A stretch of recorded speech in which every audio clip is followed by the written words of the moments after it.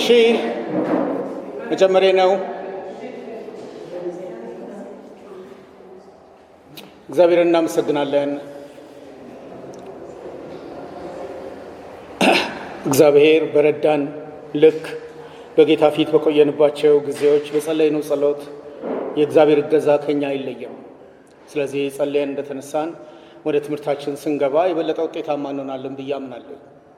እየተደማመጥን እየተወያየን የምንመካከርበትን 13ኛ ሳምንት ይዘናል እና በዚህ 13 ሳምንት ውስጥ እያጠናን ያለነው አንድ ርዕሰ ጉዳይ ነው። ክርስትና በኢትዮጵያ።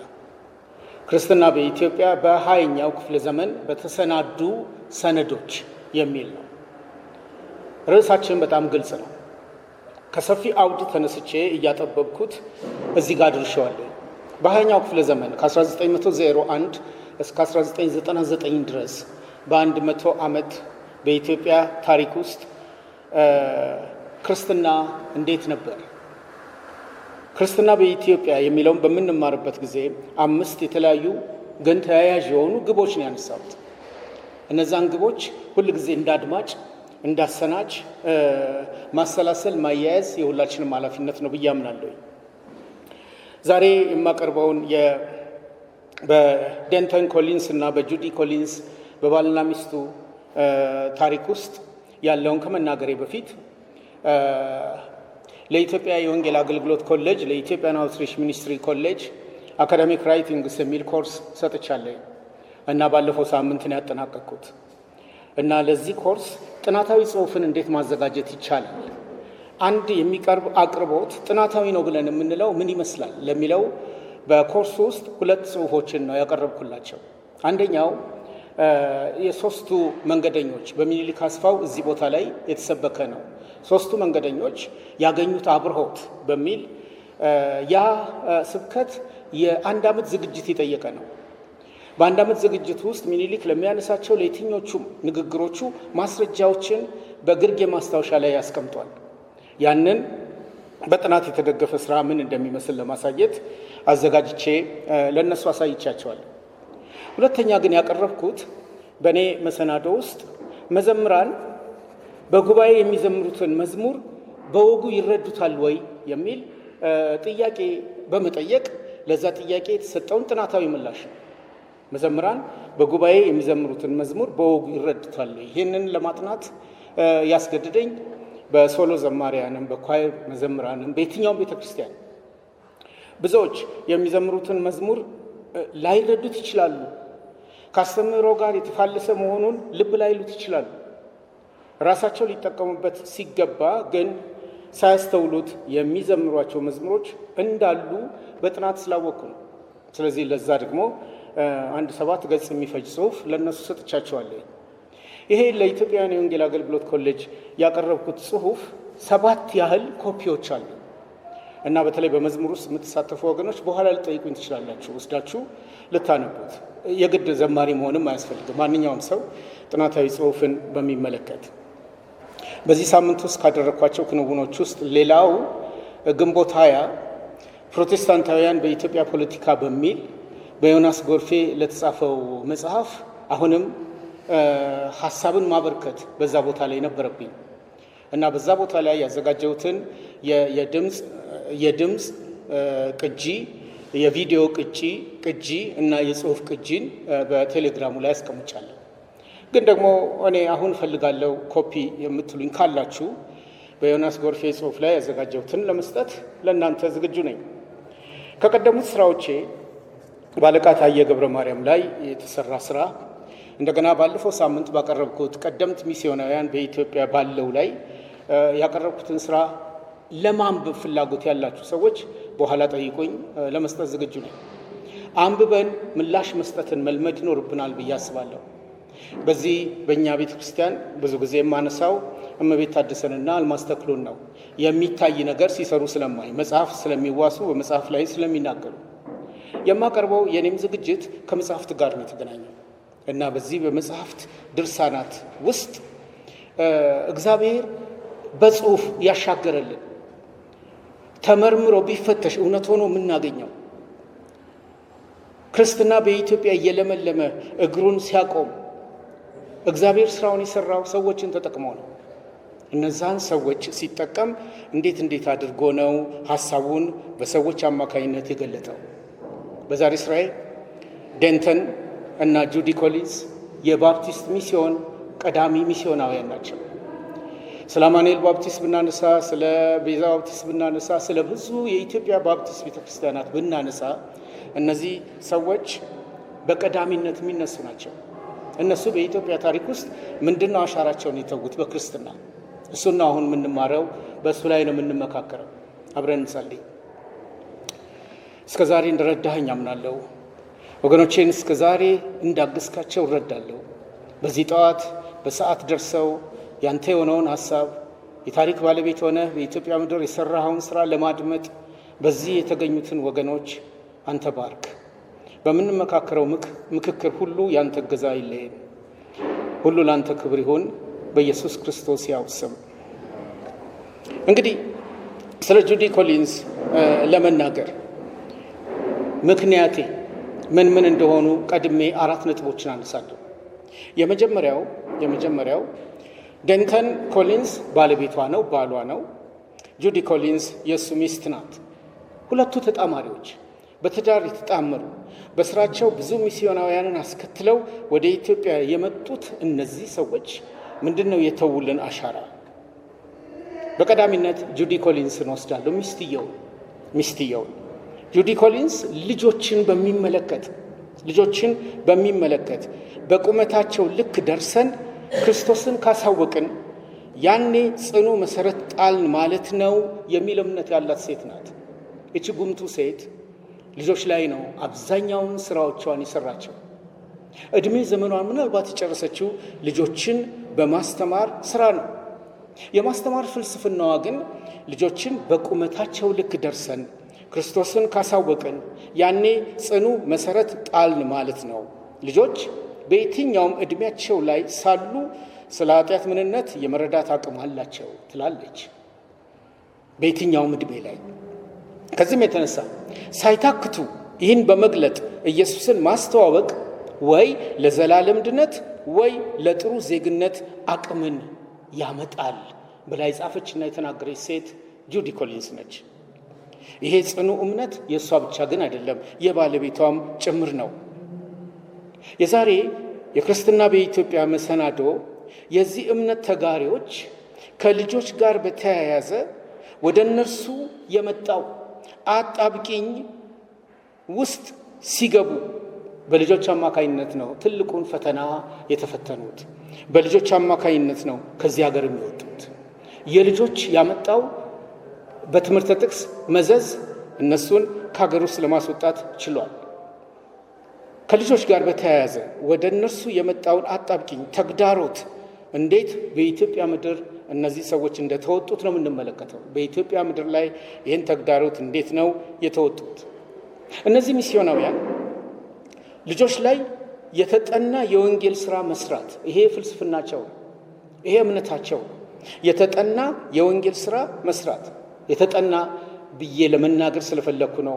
የኔንም ጥናት የሚኒሊክ አስፋውንም ጥናት ቀደም ብዬ የተናገርኩት። የተጠና የወንጌል ስራ መስራት ቤተሰብን ያጸናል፣ ህብረተሰብን እርስ በርስ ያስተሳስራል፣ ሀገርን በተመለከተ የኃላፊነት አደራን ያስወጣል። ከሁሉ በላይ ቤተ ክርስቲያን በተከታታይ መጪ ትውልድ ውስጥ ነዋሪነቷ ዋስትና እንዲኖረው ያደርጋል የሚል እምነት ነው ያላቸው። ስለ ልጆች ትምህርት ስለዚህ በኋላ ላይ ታሪኩን በምናገርበት ጊዜ ከጻፈችው መጽሐፍ ተነስቼ ይሄንን እንደ ዋና አንጓ ሐሳብ እያደመጣችሁ እንድታሰላስሉ ትፈልጋለሁ። በዚህ ዝግጅት ሁለተኛው ነጥቤ ጁዲን ቀድሞ ወደ ጌታ የሄደው ባለቤቷን ደንተን ኮሊንስ በኢትዮጵያ ሳለ ይሄ ሰው የባፕቲስት ቤተክርስቲያን የራሷ መጋቢ ሊኖራት ይገባል በማለት የመጣበትን ተልእኮ በኢትዮጵያውያን እጅ አሳልፈው የመስጠት አቅሙን በተግባር አውሎ የሄደ ሰው ነው። አንድ አጥቢያ ቤተክርስቲያን የራሷ መጋቢ ሊኖራት ይገባል የሚለው ጥያቄ በኢትዮጵያ ምድር ላይ ከ1964 በፊት አልተነሳም። ፓስተር የሚለውም ራሱ የጥሪ ቃል በመላው ወንጌላውያን ዘንድ ብዙ አይታወቅም። ብዙ አይታወቅም። ደንተን ኮሊንስ በመሰረቷት ሚስዮናውያን በመሰረቷት ቤተ ክርስቲያን አማካኝነት አጥቢያዋ መጋቢ ሊኖራት ይገባል በሚል ተመካክረው ወስነው ያወጡት ሰው በቀለ ላቀው ነው። ፓስተር በቀለ ላቀው እኔንም ብዙዎቻችንንም ያጠመቁ ሰው ማለት ነው። በቀለ ላቀውን መጋቢ በማድረግ በመሾም ምናልባት በኢትዮጵያ ታሪክ የመጀመሪያውን ሰው በፓስተርነት ማዕረግ አግኝተናል። ይህን ሊፋለም የሚችል ሌላ መረጃዎች ካሉ መስማት እፈልጋለሁ። ሲሾሙ ወይም የዚህ ጥሪ ባለቤት ተጋሪ ኖት ሲባሉ ኦርዴን በሚደረጉበት ጊዜ ቃል የገቡባቸው 2-3 ነጥቦች አሉ።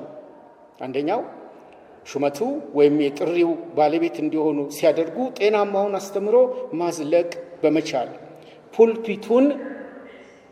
ፑልፒቱን ይህን አትራንሱን ላልተመሳሰለ ቤተ እምነት አገልጋይ መስጠት ልክ አለመሆኑን ቃል በማስገባት ነው የተፈጸመው። ፑልፒትን አለማጋራት የእርሶ መለያ ነው በሚል የባፕቲስት አስተምሮ ጤናማና ንጹህ ነው ተብሎ እስከታመነ ድረስ መጽሐፍ ቅዱሳዊ ነው ተብሎ እስከታመነ ድረስ ፑልፒትን ለሌላ ማጋራት ተገቢ አይደለም በሚለው ላይ ቃል ገብተዋል።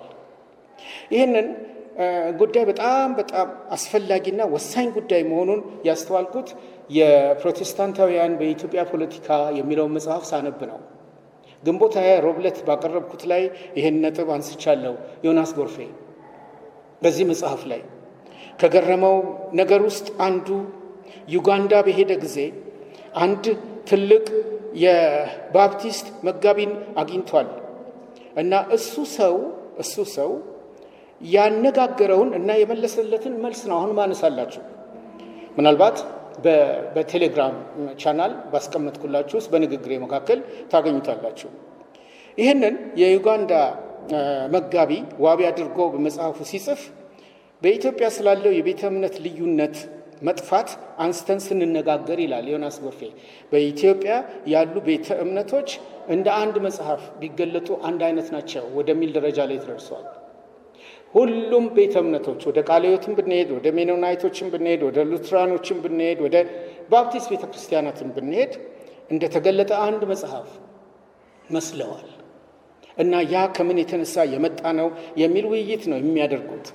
በየትኛውም አብያተ እምነት ወይም ቤተ እምነት በሚካሄድበት ጊዜ ያሉት ፕሮግራሞች ተመሳሳይነታቸውና ልምምዶቹ አንድ አይነት መሆናቸውን በማየት የእናንተ የኢትዮጵያ ቤተ ክርስቲያናት መድረካቸውን ለሌላ ያጋራሉ ወይ ነው ያለው ጠያቂው። የዮናስ መልስም አዎ፣ አንዱን ጠርተው አሰብከው 1 ወር ባልሞላ ጊዜ ውስጥ ሌላው መጥቶ ምዕራብ ከምስራቅ እንደሚርቅ የሚመስል ስብከት ሊሰብክ የሚችልበት ሀገር ነው ያለው እና የዩጋንዳው ፓስተር የተናገረው እንደዚህ ነው። እንዴት ምስባክ እንዲጋሩ ትፈቅዳላችሁ? ምስባክ ማለት እኮ ሚስት ማለት ነው። ሰው ሚስቱን ያጋራል እንዴ? ይልቅስ አጥብቆ ይከላከላል እንጂ በማለት ነው የመለሰለት። ይሄ ትክክለኛ መልስ ነው።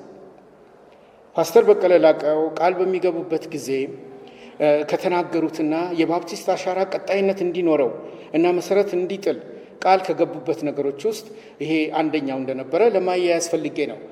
ጁዲ ኮሊንስ እና ባለቤቷ እና ሌሎችም የኢትዮጵያ ቤተክርስቲያናት በተገኙበት እኚህ ሰው ለመጋቢነት ሲጠሩ ቃል የገቡበት ቃላቸውን ጠብቀዋል አልጠበቁም ሌላ ጥናት የሚጠይቅ ሊሆን ይችላል።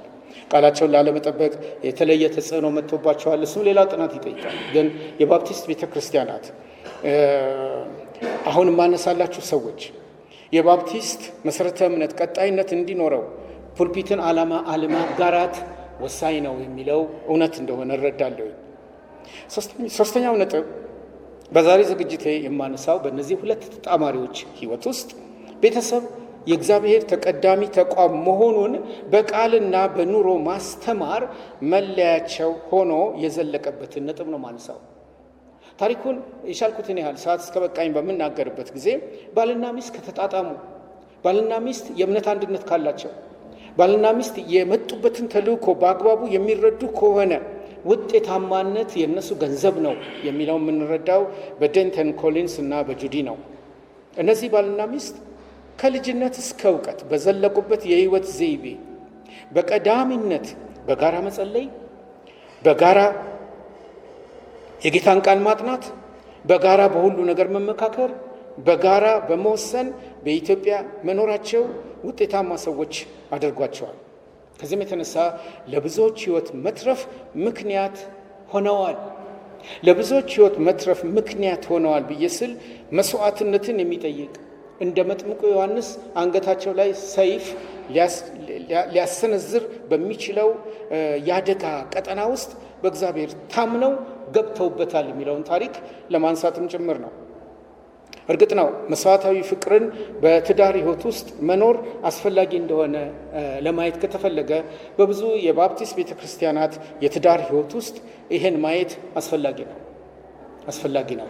በምክክር በመወያየት ተጣማሪ ባልና ሚስቶች የሚያደርጓቸው ውሳኔዎች። ትናንትና በአዲስ አበባ መካነ ኢየሱስ ተገኝቼ ነበር። እኔም ባለቤቴ የጎረቤታችንን የአክሊሉ በቀለን ሰማያትን እንድር ነበር እና በዛን ጊዜ ፈቀደ ተፈራ ሰባኪ ነበር እና አንድ እውነተኛ ምሳሌ አንስተዋል። ወደ ጌታ የሄዱት መስፍን ተስፋዬ ያስተማሩትን መስፍን ተስፋዬ ማራናታ የሚለውን መጽሐፍ ጽፈው ብዙ ትላልቅ ስራዎችን ሰርተው ያለፉ በባፕቲስት ቤተክርስቲያን ውስጥ መጥር የሆኑ ጉምቱ ሰው ናቸው።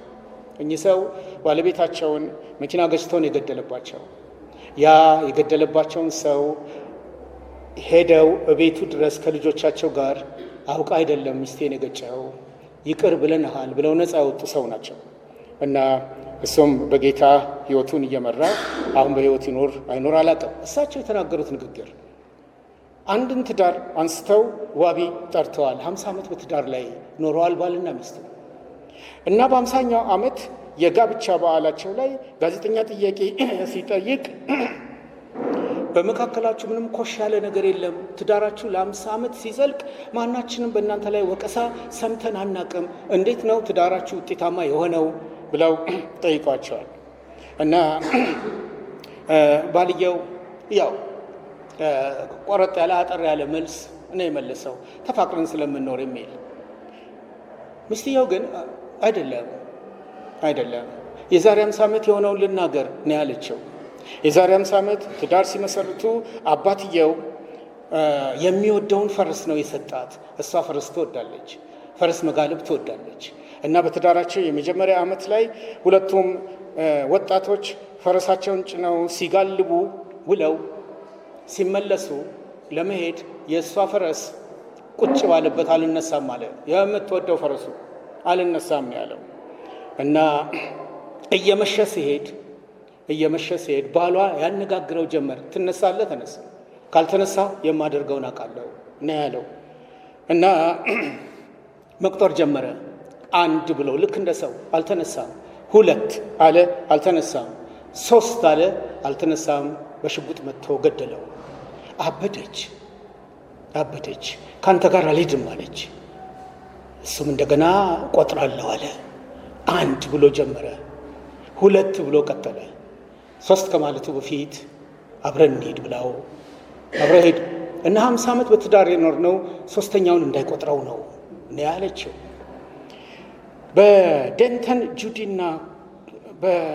በዴንተን ኮሊንስ እና በጁዲ ኮሊንስ ህይወት ውስጥ ግን ይህ አይደለም። እየተናበቡ የኖሩ ባልና ሚስት በኢትዮጵያ ታሪክ ውስጥ ተገኝተው ውጤታማ ስራ ሰርተው ክርስትና በኢትዮጵያ የተጻፈ ታሪክ እንዲኖረው ያደረጉ ጥምሮች ናቸው። ሌላ አንድ ነጥብ አንስቼ ሀሳቡን በትክክል ላገናኝላችሁ ሞክራለሁ። የባፕቲስት ሚስዮናውያን በኢትዮጵያ ክርስትና ላይ በ20ኛው ክፍለ ዘመን የተገኙ አብዛኞቹ ዘመን ተሻጋሪ ስራዎቻቸው በመጽሐፍ ነው የተገለጡት። እኔም የጁዲ ኮሊንስን ታሪክ እሷን ከማግኘቴ በፊት ያገኘሁት መጽሐፏን ነው። የባፕቲስት ሚስዮናውያን አብዛኞቹ በኢትዮጵያ የነበሩት መጽሐፍት በእንግሊዘኛ ጽፈዋል፣ ወደ አማርኛ አስተርጉመዋል፣ ራሳቸውን በአማርኛ ጽፈዋል። የዚህ እርግጠኝነት አምሃሪክ ጉድ ቡክስ በሚለው መረብ ላይ ታገኛላችሁ። በአማሪክ ጉድ ቡክስ መረብ ላይ በሺህ የሚቆጠር መጽሐፍ በአማርኛ ተሰናድተው እናገኛለን እና ከፍታችሁ በነፃ ማውረድ ትችላላችሁ። የኔም 4 መጽሐፍቶች እዛ ላይ ይገኛሉ።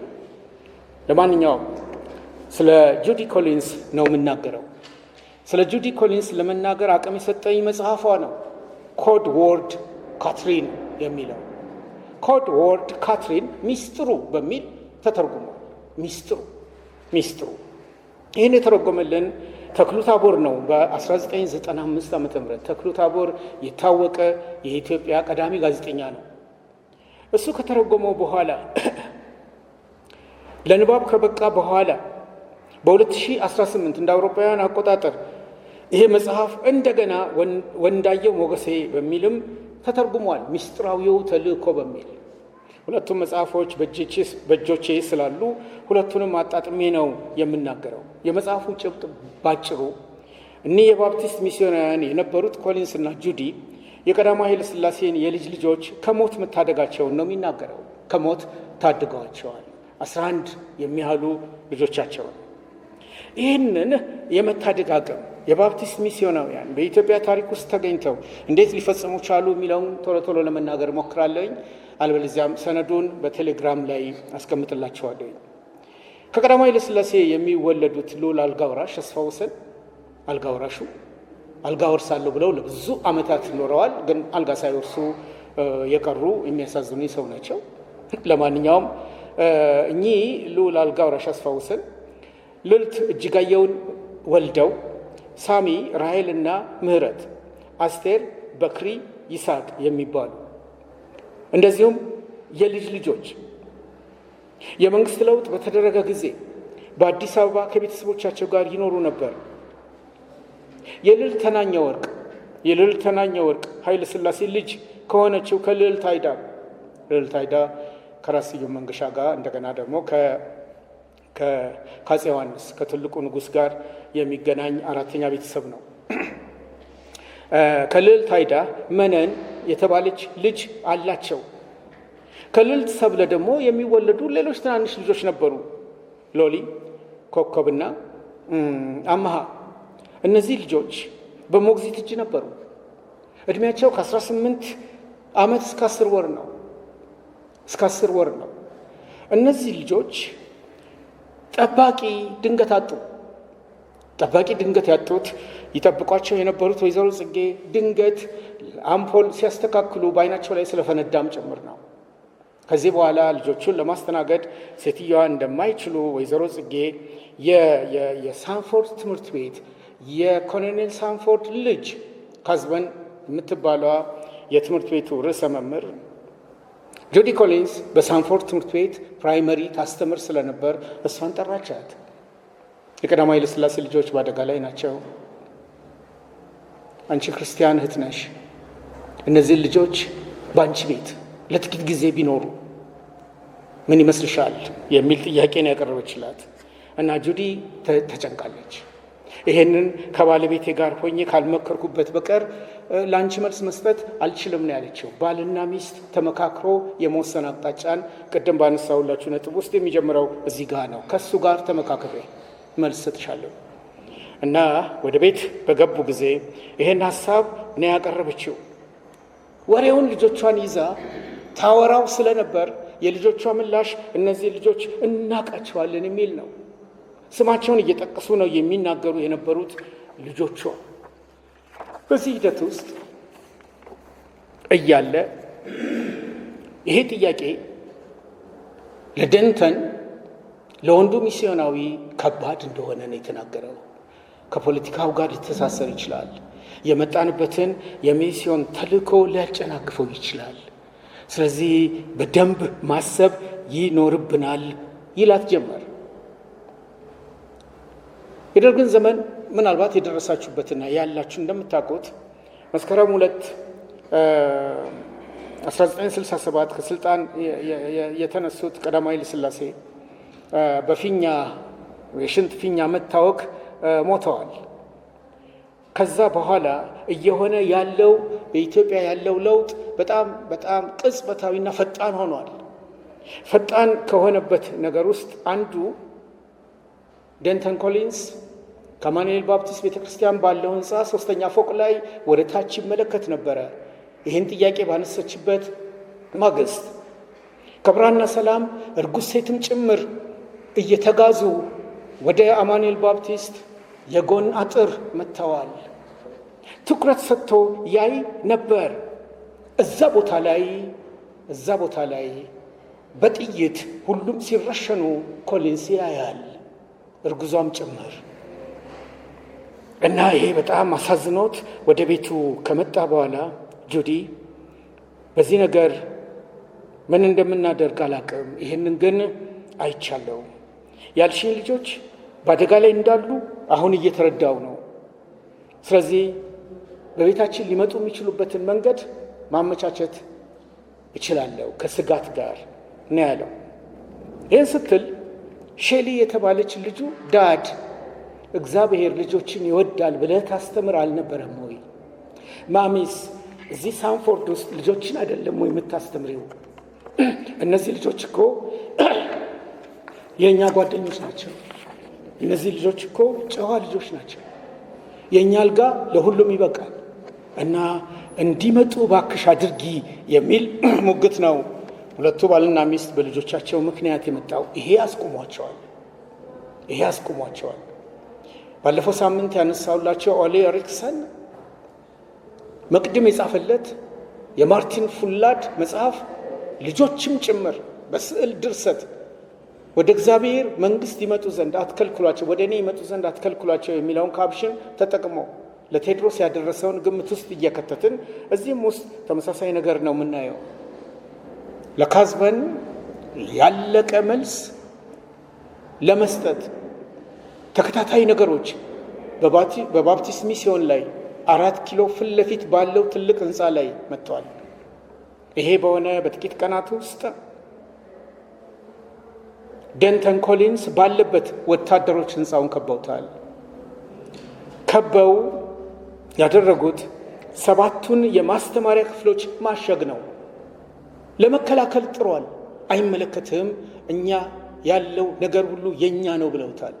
አይመለከትህም፣ የሚስዮናውያን ንብረትን መዝጋትን ማሸግም አትችሉም፣ ህግ ያስጠይቃቸዋል ብሎ ተሟግቷል። ግን 7ቱ ክፍሎች ታሽገዋል። በዛ በ7ቱ ክፍሎች ውስጥ ግን 400 ተማሪዎች መጽሐፍ ቅዱስ የሚያጠኑበት ነው። በነዛ ክፍሎች ውስጥ ልጆች የሚያጠኑበት የሚማሩበት ክፍሎች ናቸው የታሸጉት። ያው ህንፃ የማታ ትምህርትም ይሰጣል፣ አካዳሚክ የሆነ ትምህርት እስከ 12ኛ ክፍል። እነዛም ተማሪዎች የት ሊማሩ እንደሚችሉ አልገባውም። የቀዳማዊ ኃይለ ሥላሴ መንግስት ከአሜሪካ መንግስት ጋር ሰፊ ግንኙነት እንዳለው ቢናገርም ማንም ሊሰማው አልቻለም። ለማንኛውም ጁዲ ኮሊንስ ከባለቤቷና ከልጆቿ ጋር ተስማምታ ልጆች ወደ ቤታችን ይምጡ ነው ያለችው። የቀዳማዊ ኃይለ ሥላሴ የልጅ ልጆች። አሁን የምናገረው ለቀዳማዊ ኃይለ ሥላሴ ፌቨር አድርጌ አይደለም። የምናገረው ስለ ልጆች ያላቸው ሸክም በየትኛውም አቅጣጫ ቢካሄድ ዋጋ ሊያስከፍል እንደሚችል ሚስዮናውያኑ የተረዱበት አቅምና ልክና ጥግ ነው። ለማንኛውም እነዚህ ሰዎች ግን ሲመጡ እንዴት ነበር የመጡት? ወደ ኢትዮጵያ እንዴት ነበር ሊመጡ የቻሉት? እንዴት ነበር አማኑኤል ባፕቲስትም ሆነ በኋላ ከሱ የተገኘችው የዛሬ 30 ዓመት ቤዛ ባፕቲስትም ብትሆን የመነሻዋ ምንጭ ሊያያዝ የሚችለው እንዴት ነበር? ወደ ባልና ሚስቱ የልጅነት ታሪክ መመለስ በጣም የሚጠቅም ነው የሚመስለኝ።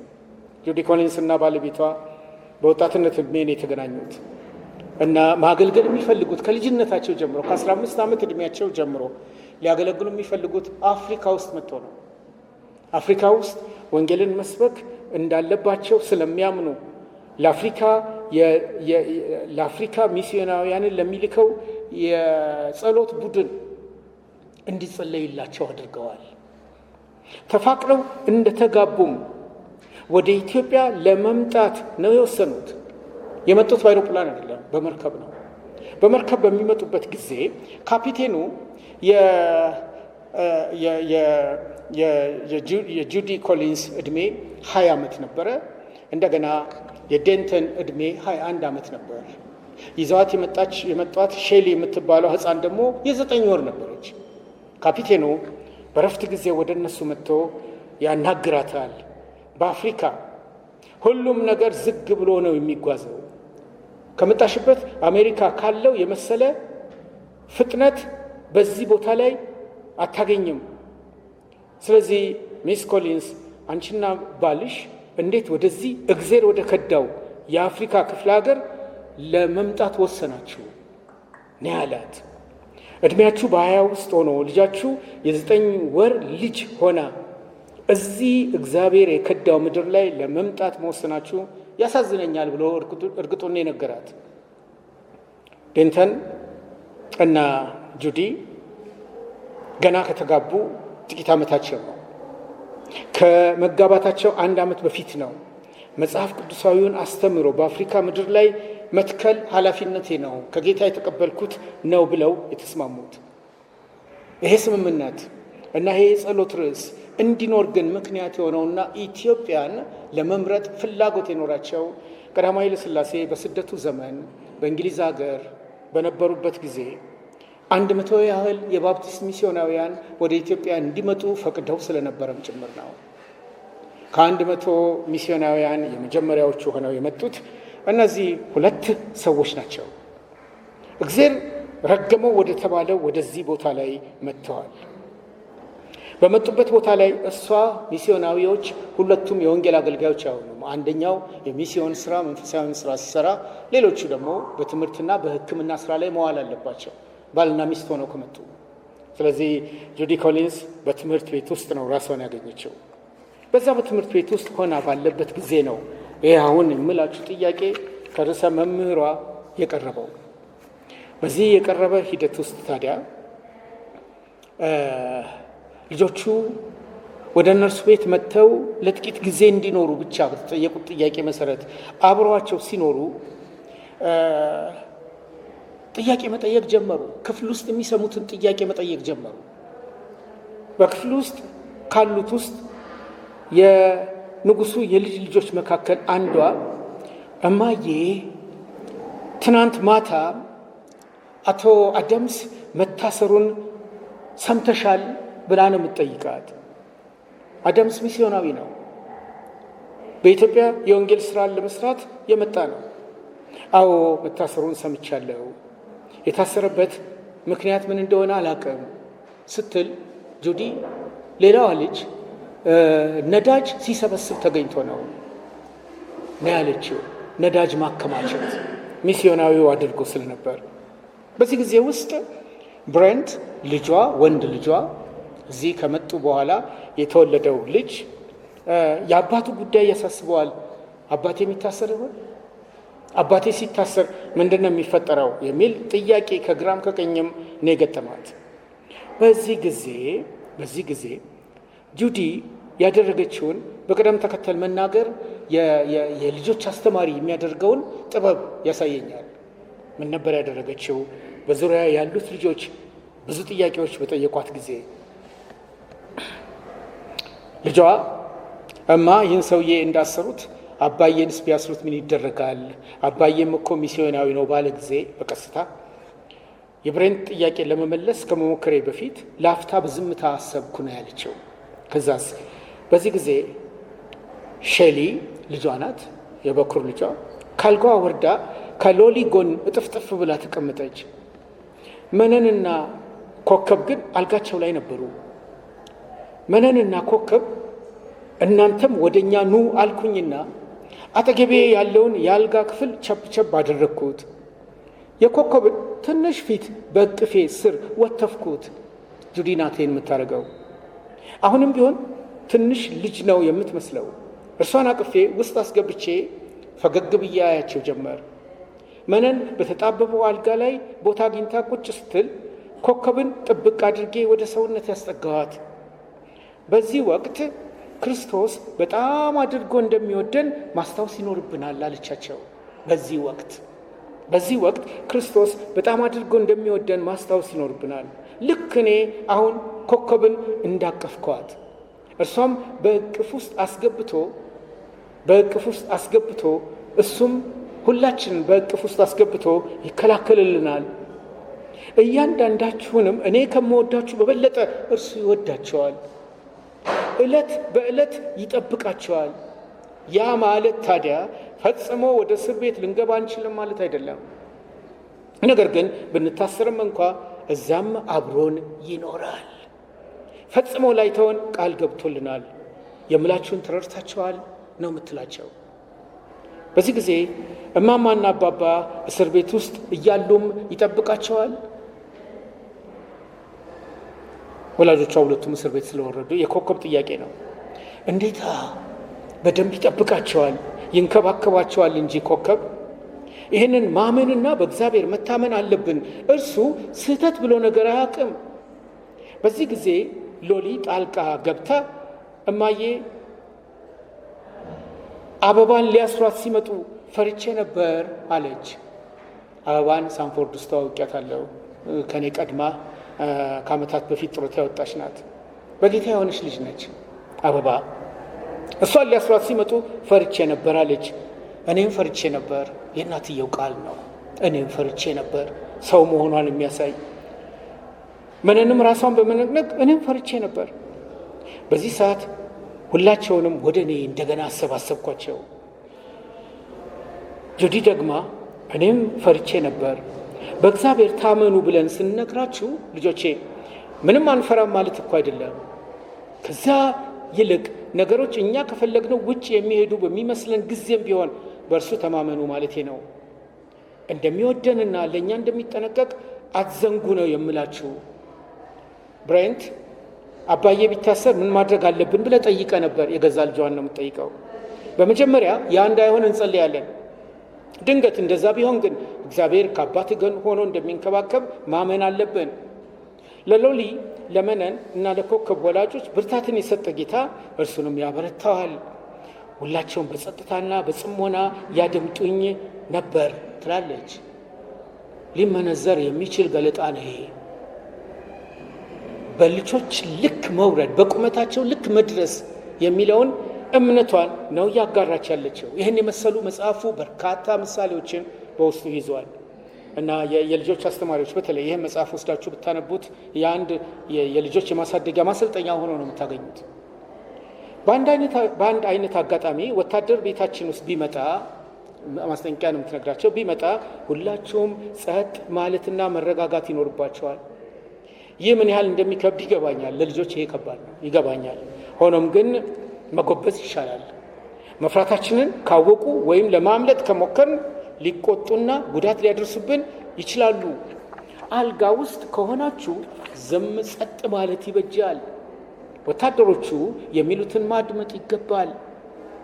በድንገትም ዱብ ብላችሁ አትውረዱ። ባለፈው ወሰነ ትምህርት እዚህ ትምህርት ቤት እንግሊዝ ትምህርት ቤት የሚማረው ልጅ ወታደሮች ቤቱ ሄደው ፍተሻ ሲያደርጉ ያደረሱበትን ነገር ለሁላችሁም ላስታውሳችሁ ፈልጋለሁ። በፍርሃት ተውጦ መብራት ለማብራት ካልጋው ዱብ ሲል ወታደሩ ተኩሶ ገደለው። ልባችሁ ምንም ያህል በፍርሃት ቢታመስ እና መሮጥ ቢያስከትላችሁ ባላችሁበት ሆናችሁ በጸጥታና በእርጋታ በመቆየት ሁሉን ማሳለፍ ምን ያህል ጠቃሚ መሆኑን መረዳት ይኖርባቸዋል እያለች ነው ስታሰናዳቸው የነበሩት። እነዚህ 11 ልጆች የወጡበትን ታሪክ ሰፊውን እናንተ ከመጽሐፉ እንድታገኙ ታግባባቸዋለሁ። ለማንኛውም መጽሐፉ ተጽፎ ለንባብ በሚበቃ ጊዜ ዓለም ሁሉ በዛ መጽሐፍ ላይ ነው ያተኮረው። ታላላቅ መጽሐፍትን የሚያስተዋውቁ ተቋሞች የጁዲ ኮሊንስን ዘ ኮድ ወርድ ካትሪንን አድንቀው ጽፈዋል። በተለይ አንደኛው የጻፈው የሚያስገርም እውነታን ነው። ለልጆች ፍቅር ያላት ጁዲ ኮሊንስ እና ዴንተን ልጆችን በመታደግ ለዓለም ምሳሌ ሆኑ የሚል ጽሑፍ ነው የጻፈው በኢንዶርስ ባደረጉላቸው በመጽሐፉ ጀርባ ላይ። ይህን ላነሳላችሁ የምፈልገው እነዚህ ሰዎች መስዋዕታዊ የሆነውን መንገድ ተጠቅመው ሕይወታቸውን አሳልፈው ሰጠው እነዚህን ልጆች ለማዳን የወሰዱት መንገድ ምን ነበር? የባፕቲስት ሚስዮናውያን በኢትዮጵያ ታሪክ ውስጥ ስናነሳቸው እኛ መስዋዕታዊውን መንገድ አልከፈልን ቢሆን የቀደሙት ግን የሄዱበት ጎዳና በጣም ጫና የሞላበት እንደነበር እንድታቁትና እንድናቀው እያግባባው ነው ያለሁት። እነዚህን 11 ያህል ልጆች ከ18 ዓመት እስከ 10 ወር ያሉትን ልጆች ታሪኩ ሰፊ ስለሆነ እሱን ትቼ ለማትረፍ በላንጋኖ አካባቢ 2 አይሮፕላኖች ነው ያወረደችው። 2 አይሮፕላኖች እንዲመጡ ነው ያደረገችው። ፍተሻውን በድል ተወጥተው ወደ ሄሊኮፕተሮቹ ተጠግተዋል። ከኬንያና ከኢትዮጵያ ድንበር ላይ ተገኝተው ነዳጅ ሞልተዋል። ከዛ ኬንያ ገብተዋል። በዛ ባሉበት የአሜሪካ መንግስት እነዚህ ልጆች ለመቀበል ፍቃደኛ አልነበረም። አሜሪካውያን ሚስዮናውያን ዴንተን ኮሊንስ እንደፈራው ሊሆን ይችል ይሆናል። የአሜሪካ መንግስት ግን እሷ ይዛቸው ኬንያ የገባቻቸውን ልጆች ለመቀበል ፍቃደኛ አልነበረም። የጀርመን ኤምባሲ ልጆቹን ለመቀበል አልፈለገም። የስዊድን መንግስት ግን የስደተኞች ጉዳይ ኃላፊዎች ተባብረዋታል። ከዚያም ስዊድን ገብተዋል። ከዛም አሜሪካ ገብተዋል። ከእግዚአብሔር ጋር መሟገት፣ መጸለይ፣ እድሎችን ሁሉ ለመጠቀም መጣር የታሪኩ አብይ አካል ነው። ከእግዚአብሔር ጋር መሟገት፣ ያለውን ሪሶርሶች በሙሉ አሟጦ ለመጠቀም መወሰን። እነዚህ የባፕቲስት ቤተክርስቲያን ሚስዮናውያን ስለ ራሳቸውና ስለ ቤተሰቦቻቸው የሚጨነቁ ናቸው። እውነት ነው። የሙጥኝ ላሏቸው ልጆች እኛን የት ጥላችሁ ትሄዳላችሁ ነው ያሉት። ልጆቹ ናቸው ያሏቸው። አባታችንም እናታችንም እስር ቤት ሆነው እናንተ ለመሄድ ታስባላችሁ ወይ? ለመሄድ ያሰቡበት ወቅት ስለነበር 2 ልጆቻቸውን ይዘው ለመውጣት። ከነሱ መካከል ግን እማምዬ አንቺም ጥለሽን ልትሄጂ ነው ያለችው ከልጆቹ መካከል አንደኛዋ። ስለዚህ እግዚአብሔር ለባልና ሚስቱ እንደሰጣቸው ያመኑት ቃል እንዲህ የሚለውን ነው። ሙሴም ለሕዝቡ አትፍሩ፣ ዛሬ የምታዩቸውን ግብፃውያንን ለዘላለም አታዩቸውም፣ እግዚአብሔር ስለ እናንተ ይዋጋል፣ እናንተም ዝም ትላላችሁ የሚለውን ነው ባለቤቷ ያካፈላቸው ዘጸአት 14:10 ላይ። ይሄ በኢትዮጵያ ታሪክ ውስጥ እዚህ አዲስ አበባ 4 ኪሎ ላይ የሚስዮናዊነት ስራቸውን ይሰሩ ከነበሩት ሰዎች የተገኘ ምስክርነት ነው፣ የተገኘ ተግባራዊ ህይወት ነው። ሚስ ኮሊንስ ዛሬ በህይወት አለች። ባለቤቷ ወደ ጌታ ሄዷል። ቅድም እንዳልኩት አሁን እድሜ እየተጫናት ነው። እቺ ሚስዮናዊት በመኖር የተረዳሁት በማለት በመጽሐፏ ላይ ደጋግማ የምታነሳው በእግዚአብሔር ታመን፣ መልካምንም አድርግ፣ በምድርም ተቀመጥ፣ ታምነህም ተሰማራ፣ በእግዚአብሔር ደስ ይበልህ፣ የልብህን መሻት ይሰጥሃል፣ መንገድህን ለእግዚአብሔር አደራ ስጥ፣ በእርሱም ታመን፣ እሱም ያደርግልሃል፣ ጽድቅን እንደ ብርሃን ፍርድንም እንደ ቀትር ያመጣል፣ ለእግዚአብሔር ተገዛ፣ ተስፋም አድርገው የሚለው ህይወቷ በመጽሐፎቿ ውስጥ በአግባቡ ተገልጾ ታገኙታላችሁ። ይሄ እምነት ከራስ ጋር ሲዋሃድ ሊያመጣ የሚችለው እውነት እሱ ነው። ዛሬ ልነግራችሁ የፈለግኩት ከባፕቲስት ሚስዮናውያን መካከል የነበሩት እነዚህ ሰዎች ይህንን ትልቅ የመታደግ ስራ ሰርተዋል። ይሄ ደግሞ ክርስቲያናዊ ኃላፊነት በመሆኑ ዓለም አድንቆታል። ለኢትዮጵያውያንም የመጥምቁ ዮሐንስን ፈለግ ያስከተለ ዋጋ አስከፋይ እርምጃም ቢሆን ተሳክቶላቸዋል። ይዘውበት የመጡበት መኪናና በውስጡ ልጆቹ የነበራቸውን አቋም የሚገልጸውን በቤተ ክርስቲያን ታሪክ መጽሐፌ ከገጽ 438 እስከ 445 በሁለተኛው ላይ በዝርዝር አንስቼዋለሁ። እና ጁዲ ኮሊንስ ይህን ወሬ ሰማች። አሜሪካ እያለች የሰራሽውን ስራ አንድ ኢትዮጵያዊ መጋቢ ጽፎታል በመጽሐፉ ነው ያሏት። እና ከአሜሪካ መጣለች። ሳንፎርድ በር ላይ አንኳኩታለች። እና የመጡበትን ከፓስተር ዮሐንስ ጋር ነግረውኛል። አስገራሚ ነገር ነው። በምታስተምርበት ክፍል ውስጥ ተገኝተናል። አብረን እግዚአብሔርን አመስግነናል። እና ባነሳሁት ታሪክ ውስጥ ለእሷ ያልኳት የአንቺ ታሪክ በዕብራውያን 11 እና 12 ከሚጻፉላቸው ሰዎች ታሪክ ጋር አንድ አይነት ነው ያልኳት። ብዙዎች ከበውናል ብሎ የሚለውን እሷም አንዷ ከባቢያችን ናት፣ እሷና ባለቤቷ። የገረመኝ ያንቺን ሀሳብ ለማስቀየር የበኩር ልጅሽ ሼሊ የሰራችው ልብሽን ያስቀየረችው አቋሟ ነው። እሷን ባቃት ደስ ይለኛል ነው ያልኳት። ከጎኗ አንድ አሮጊት ሴት ነበረች። እሷ ናት ሼሊ ነው ያለችኝ። እኔ ነኝ ሼሊ ነው ያለችው። እነዚህ እናትና ልጅ አብሬያቸው ፎቶ ተነስቼ ሁለቱን በእነሱ ታሪክ ላይ የተጻፈውን በአማርኛ የተሰራውን መጽሐፍ በስጦታ ሰጥቼ በክፍል ውስጥ ጸልየን ሳንፎርድ ውስጥ ታስተምር የገጠማትን ገጠመኞች አውርታኝ ወደ አገሯ ተመልሳ ሄዳለች። የማነሳው የቀዳማዊ ኃይለ ሥላሴ የልጅ ልጆች ስለተወሰዱ ሆን በል ለማለት አይደለም።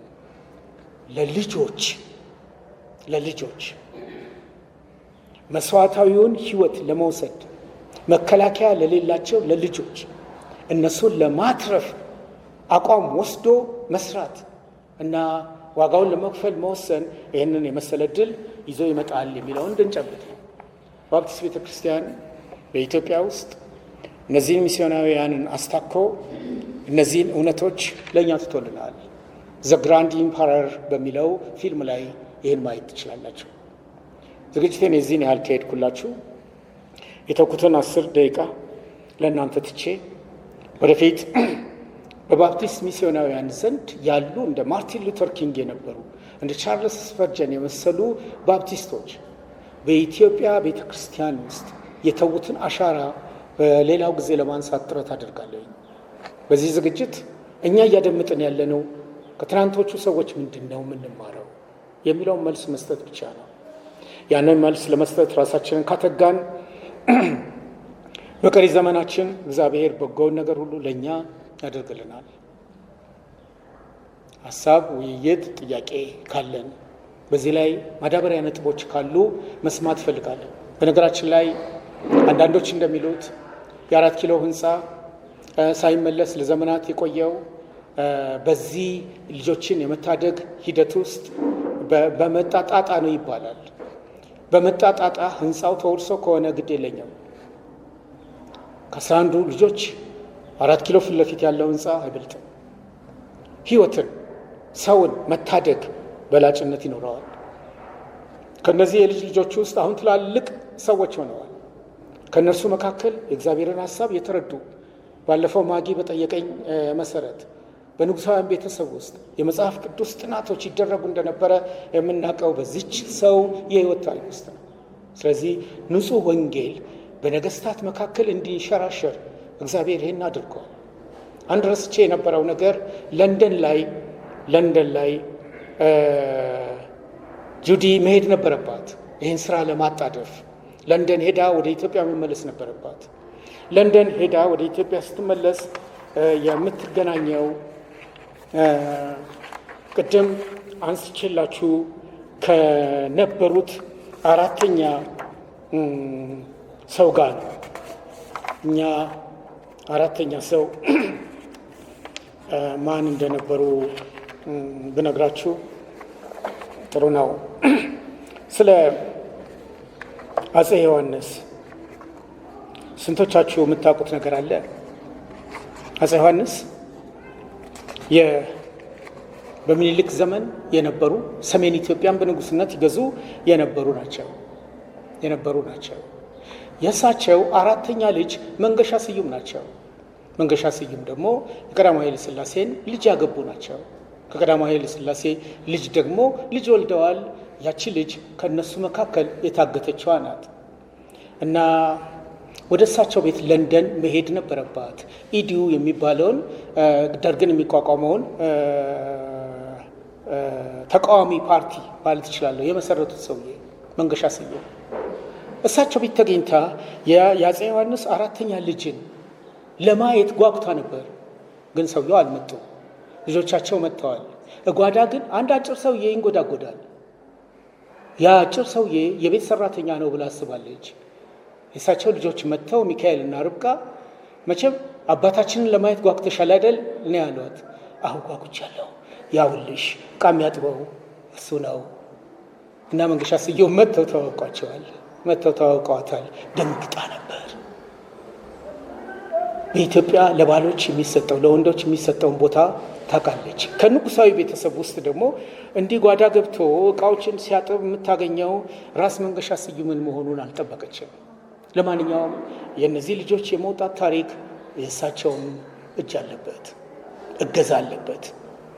እሺ፣ እስቲ ሀሳባችሁን ልስማ። ጥያቄና አስተያየቶች ካሉን